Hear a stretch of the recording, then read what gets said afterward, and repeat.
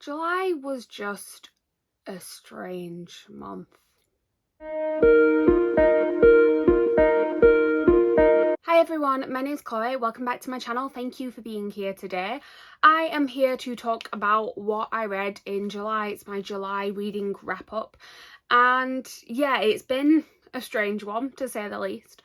So obviously we're coming off of the back of June with Whatever You Want-a-thon, and I had a good reading month then, powering through all the sort of queer contemporaries that I had on my TBR, and I plan to go into July strong and to carry on sort of with the reading that I've been doing, but for some reason I just hit a wall. Now that's not to say I didn't read anything, because I've got a pile of books at the side of me and there's some good books in there, there's a couple of not so great ones, but in general it was fine. It was just that it took me, I think, 9 days before I even started reading a book. I literally, like, the beginning of the month, I just didn't pick up a book at all. So all of this reading pretty much is from the second half of the month. And then even when I was reading, a lot of the times it took a lot to actually motivate me to pick a book up. Luckily, by the end of the month, especially in sort of the last couple of days, I've managed to power through and sort of get what I think is back on track, and I'm more optimistic for August, but it was definitely a struggle throughout July. So let's stop rambling and let's just talk through what I was actually able to read in July once I found the inclination to pick up a book. So I'm going to start off with a couple of stats. So I read a total of 7 books during the month of July. That is the least books I've read in a single month throughout the entire year. Previous to that, it was January where I read 9. I was thinking that maybe my page count wouldn't be that low because I did read a couple of like chunkier books, but no, my page count was 2,923. And on average, I've been reading about 4,000 pages a month, so it's definitely a dip below, but that would make sense because I've also read about 3 books less than what I would normally read on average. It is the first month of the year that I didn't manage to hit my goal of reading 100 pages per day. I was just shy of it with 94 pages. That definitely came up because on the last day of the month I read, I think, 380 pages, so I definitely managed to pull that back a little bit, and I'm hoping that August, like I said, I'll be back on track. I have some reads that I'm very excited for, which if you want to see what I am planning on reading, my TBR video is there. Feel free to go and have a check because there are some fun things for me to read during the month of August. But yeah, definitely just a little bit calmer in general. In terms of formats, I read 1 ebook, 3 physical books, and then 3 where I sort of alternated between the physical copy and the audiobook. For genres, it was pretty much a 50-50 split with 4 young adult and 3 adult. And then for star ratings, it was a little bit of a mixed bag. So I had 2 3-star books, although they are generous 3-star books, and I'll talk about those in a minute. And then there were 4 4-star books and 1 5-star book, which is also probably generous, but I will also talk about that one in a minute. So actually, yeah, let's go on to specifics. Let's start talking about exactly what I read during the month of July. So the first book I picked up isn't actually the first book I finished. I'll get onto that one in a minute, but basically I was reading a book and then just needed a little bit of a break. I wanted something that I could also listen to the audiobook on my way into work, so I decided to pick up something else and sort of alternate between the two, and it happened to be that the second one I picked up was the first one I finished, and that was Blackout by Donielle Clayton, Tiffany D. Jackson, Nick Stone, Ashley Woodfolk, Angie Thomas and Nicola Yoon. And this is a short story collection, so it has 6 short stories, one written by each of the authors that I've just mentioned, and they're all set during a blackout in New York City. And basically all of these authors are Black female authors, and these are all stories of sort of Black love and Black joy in sort of a variety of ways. So there are sort of new romances, there's second chance romances in here, there's a variety in sort of queer and non-queer relationships in here as well, and I enjoyed this book. I think I gave it 4 stars overall. It was enjoyable, it was a quick read, it was kind of what I needed it to be at the minute. It's not necessarily going to be a new all-time favourite. I really love a lot of these writers. 4 of them I'd read from before, 2 of them it was my first time reading anything by them, and I will definitely be picking up books from all of them in the future, but I've mentioned this before on my channel, I'm just not a massive short story collection person. I always just feel like I want a little bit more. Some of these stories I would have liked to have had a full book of.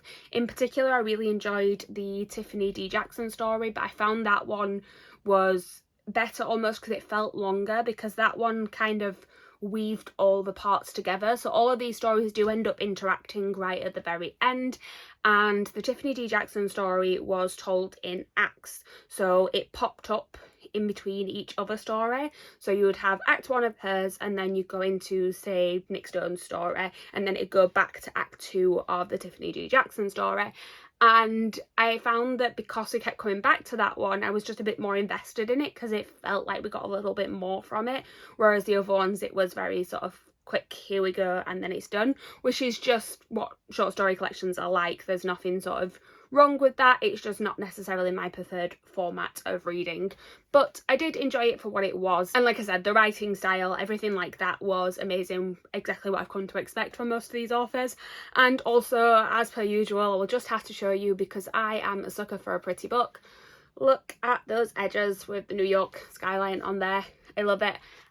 So this is going to look great on my shelves, and I'm glad that I have it and that I read it. Speaking of pretty books, the next book that I finished was actually, as I said, the first book that I picked up during the month of July, and this was a long-awaited sequel for me, and actually a long-awaited conclusion to a series, and that is Anyway the Wind Blows by Rainbow Rowell. So this is the final part in the Simon Snow trilogy. So this is a story that starts off at a wizarding school and is about sort of the chosen one trope. So Simon is the chosen one. He is supposed to fight a character called the Insidious Humdrum, but what it's actually about is his relationship with his roommate, who is supposed to be his sort of mortal enemy. He's obsessed with him because he thinks he's a vampire, but actually he's just obsessed with him because he's kind of in love with him.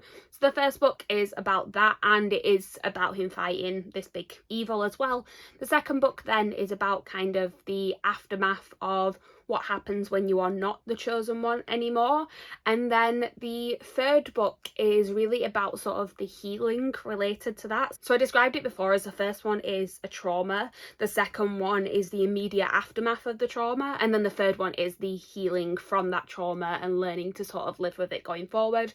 I really enjoyed this book. I know there are sort of mixed opinions on this series. I know that a lot of people didn't enjoy the second book, and I think because it was quite different from the first one, and maybe not what you went into the book expecting to read. But I think the overall arc of the trilogy works really well, and I just really liked where this storyline ended up. I loved the sort of communication that happened in this book, and yeah, it was just sort of the nostalgia that I needed for this series. It's been in my life for a long time now. I've been reading this since it started. I also read Fangirl, which is where this story kind of started off as a story within a story in Rainbow Rowell's other book, Fangirl, which is all set around a character who's going to college or university, and I happened to read that book as I was going to university myself and just really related to the character. So this particular story has been quite important to me for sort of like I said, nostalgia reasons maybe, and just because I read things to do with it at the right time in my life. So I did give this one a 5 stars. I will admit it's probably a little bit biased. I definitely wouldn't say it's a perfect book, but I do tend to base my ratings a lot on enjoyment, and just for me, this was a really great reading experience, and did actually help to sort of pull me out of the slump that I was sliding into at the time. And I did say it is a pretty book because look at those edges. I love pretty books. It's what I'm here for. So the next book that I read was actually a bit of a surprise, because I was very excited to read this one, but I was also a little bit cautious because of the genre that it fits in. Also because I had only read something from this author before that was non-fiction, and I wasn't quite sure how they would do with writing a fiction book. But I actually really enjoyed it, and that was Reputation by Lex Croucher. So this is a historical fiction. It is set during the Regency era, so think Pride and Prejudice, think Jane Austen, and it follows the character of Georgiana, who ends up moving in with her aunt and uncle, and when she gets there she makes friends with some of the other young people in town, and they might and they might not necessarily be the sort of people that she wants to fall in with. There is one particular character called Frances, and this is described as a sort of Jane Austen meets Mean Girls. So think of Frances as a kind of Regina George type character. She comes across as nice and that she's doing things to sort of help Georgiana, but secretly not necessarily the person that is going to have your back when you need her to. And I just really enjoyed this book. It was that great sort of mix of a Regency setting, and it was very much, like I said, Jane Austen vibes, but it did have this really fun sort of modern sensibility to it as well, which I just found made it really quick and easy to read. I loved the characters in this, I liked the romance as well, and yeah, it was just a really good sort of first novel to read from Lex Croucher, and I'm looking forward to reading whatever they decide to put out next. I forgot to say I gave this one 4 stars. It was fun, enjoyable, not a perfect read, but very, very good, and like I said, looking forward to whatever comes next. And then from a read that I was surprised in how much I loved, I go on to a slightly disappointing read. So that one unfortunately was Instructions for Dancing by Nicola Yoon. So I actually read 2 Nicola Yoon books this month, having read Blackout and then reading this. Definitely much preferred her story in Blackout. So this one is about a character called Eve whose parents have divorced, and she's become kind of disillusioned with love and romance and all things like that. And then one day something happens where she develops this power where when she sees a couple kiss, she can see kind of the story of their romance from start to the inevitable end, in whatever way that ending will be, whether it's from a sort of breakup in the immediate future or if it's something years down the line. She sees the start and the end of the relationship, and it doesn't really do much to help her with feeling disillusioned about love, because she's in high school, she's seen a lot of breakups happen. And basically she traces this power back to something to do with this dance studio. So she turns up and gets talked into taking lessons, and then while she's there she meets a boy called X, and X is a fairly happy-go-lucky character. He has sort of a philosophy in life where he's going to say yes to every opportunity that's given to him, and it's kind of about him opening her up to more of the world and her sort of letting love in again and all of that sort of stuff. And it sounded like it should be just a really cute romance. I've loved both of the other books that I've read from Nicola Yoon. It's really small, so I thought I'd read it really quick, and then it took me about 10 days to read it because I just had no inclination to pick it up. There wasn't necessarily anything bad about it, but I just wasn't interested. I just didn't find myself particularly caring about the characters.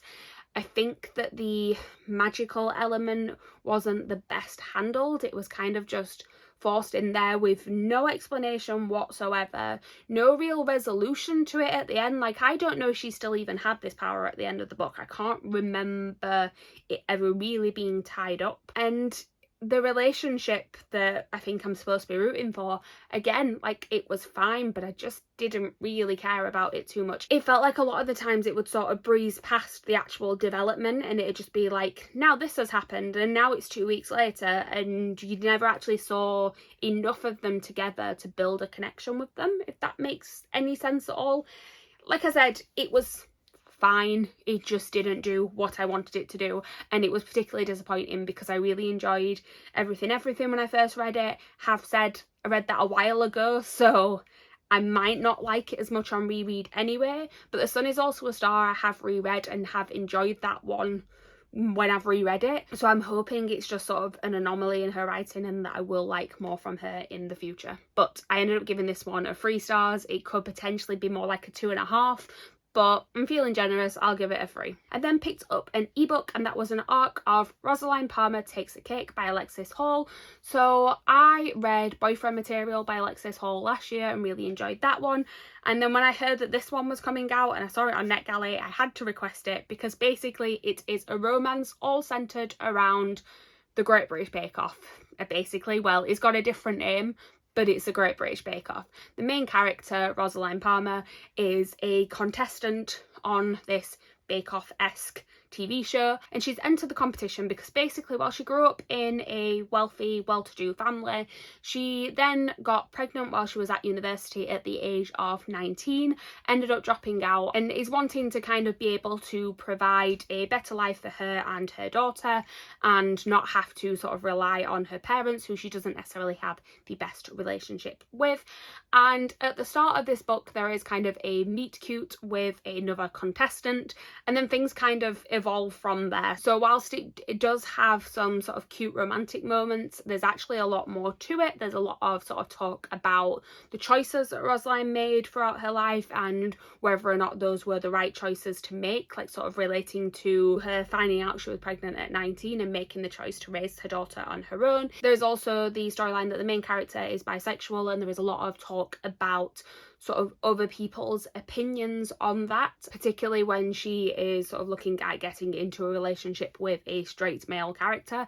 And it was just, there was a lot more to it than I expected it to be. Like, there was definitely just fun talk about baking, and like I said, it was very, very much Bake Off. Like, it was broke up into the weeks of the competition, so it was cake week, and then it was bread week, and it was pastry week, and it was very, as somebody who was a big fan of Bake Off, it was a very fun read. There was even like recipes in the back of it, which I found to be a really nice addition to it.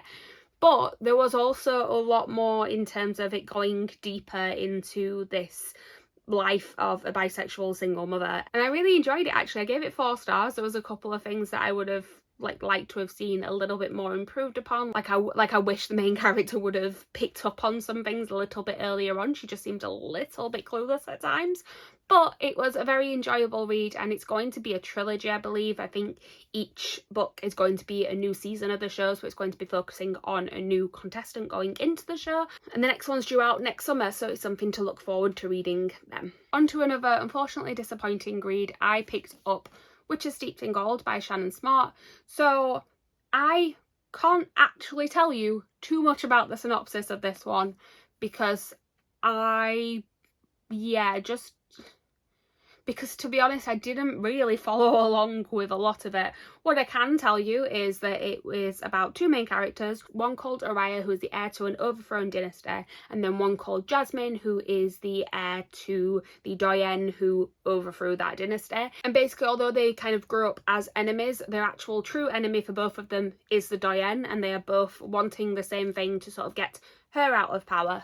And this tells the story of an alliance forming between the 2 of them. And basically it felt like a very straightforward story that was made overly complicated. Like, I got lost within the first 100 pages. Although I could tell you exactly what had happened mainly, like I could tell you where each of the characters had started and where they were now and kind of what steps had happened to get there. It just felt like I was also missing something because there was a lot of like other character names or like mythology or like magic and world building and things like that that were thrown at me but not really explained, like just sort of mentioned in passing, and I was supposed to understand exactly what it was. And although the storyline felt like something that I could follow along with, it felt like because I wasn't understanding a lot of this other things that were happening, I felt like I was lost even though I wasn't, if that makes sense. I think I'm not making sense now because I couldn't make sense of this book.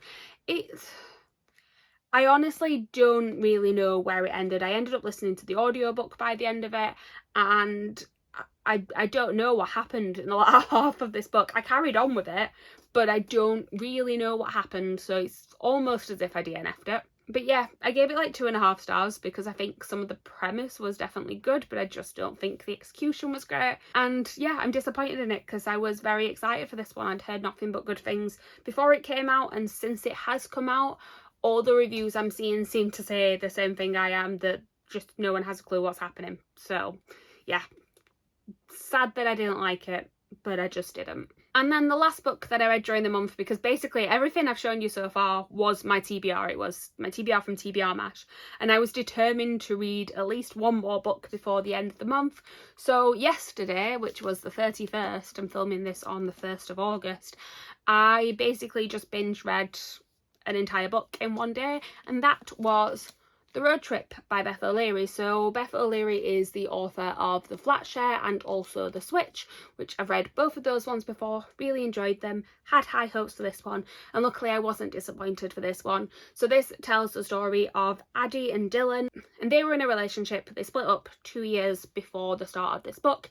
They are both going to a wedding of a mutual friend. It's going to be the first time they've seen each other since the breakup, and basically both of them live in the south of England. The wedding is going to be in Scotland, so they have to drive up there. Not long into the journey, there is a car accident where one of the cars goes into the back of the other, so they end up having to have a road trip together alongside both of their best friends, and then also another random person who had got a lift from one of them. So all 5 of them end up on a road trip together up to Scotland for this wedding, and lots of sort of disasters ensue along the way, and also a lot of sort of communication about why they split up and what might happen next from there. What I really enjoyed about this book is it was told in 2 different timelines. So you started with now, and you started with the accident, and then it went to then. So it started at the beginning of the relationship when everything was good, and obviously the then part of the storyline progressively got worse as it led up to their breakup, whereas the now part of the storyline progressively got better as they sort of were forced to talk to each other during this road trip. And I found that I really like sort of books where there are multiple timelines. I don't know why I didn't realise this before, but like things like V. Schwab, Vicious and Vengeful is one of my favourite books of hers because I love how the timelines jump around. And like my favourite Adam Silvera book is History Is All You Left Me, which does the same as this one almost, with sort of the now and the then and working the way forward. And yeah, I just found that I really enjoyed that part of the story. There were a couple of things that I didn't like, in terms of there's one character in this that I don't think you're supposed to like, but then they almost try to give them a redemption storyline, which I didn't really need to be there. I would have preferred to have just disliked them all the way through, to be honest. And I do think that there was a sort of section missing where you didn't really see the growth that was made in the 2 years in between the relationship breakdown and now. Like you sort of saw the low point then, and you saw the end point of it here, but you didn't see the growth that the characters have made themselves in between. I would have liked the then storyline to just carry on a little bit more to show you what they'd done a bit more in between those 2 years. And also then there was like sort of one storyline that I guessed was going to happen pretty early on and was just a little bit ridiculous, but it was fine. It's the sort of thing you'd find in a romantic comedy, so it worked pretty well, to be honest. But yeah, I gave this one 4 stars. I did really enjoy it. It's probably not my favourite book by Beth O'Leary. I think that is still The Flatshare. But I've now enjoyed all 3 of the books that I've read by her, so I can't wait to carry on reading whatever she puts out next. She's pretty much releasing one a year, so there should be a new one next year. Fingers crossed. So that is all the books that I read during the month of July. So not a great reading month, definitely a smaller stack than I would hope for. But I did read some good books. I read some not so great ones as well, but I finished it off strong, which I am happy about. And as I've said, I'm very excited for my TBR for August. I have some things on there that I really hope could be new all-time favourites. So fingers crossed, I am now sort of out of my reading slump and it's only going to get better from here. Thank you guys for watching. Please like, comment, subscribe, all that good stuff down below. Please let me know how you did during July. I've already seen that some of you guys were absolutely killing it. I also know that quite a lot of people also hit a bit of a wall in July. Let's hope that we're all kind of moving past that now. But I will see you guys soon with a new video. Bye.